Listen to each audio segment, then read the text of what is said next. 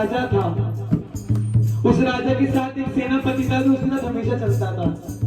अब कहीं ना दौरान में उसकी राजा की मतलब लड़ाई में उंगली कट गई। क्या कट गई? उंगली कट गई।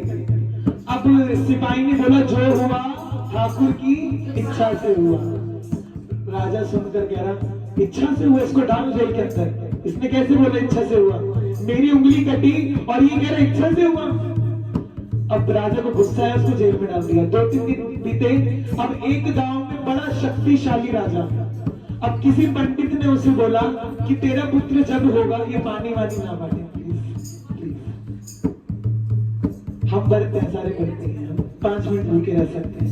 तो राजा से कहा, बड़े राजा जो दूसरे गांव का था, वो उसको पंडित ने कहा कि तू किसी मतलब नर की बलि देगा जब जाके तेरा बच्चा हुआ। अब वो गांव में गया, उसको वो राजा टकरा गया। अब उसने कहा ये अकेला, इसके साथ तो कोई भी नहीं है, इसकी बलि दे देता हूं। गया, राजा को पकड़ा और जैसे पूरा शरीर देखा तो एक उंगली कटी हुई। तो राजा की बलि देखी तो पूरा नर तो है ही नहीं, उंगली कटी है।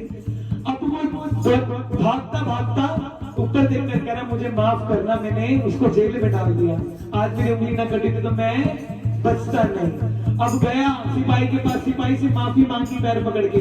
सिपाही कह रहे कोई नहीं, जो हुआ प्रभु की इच्छा से।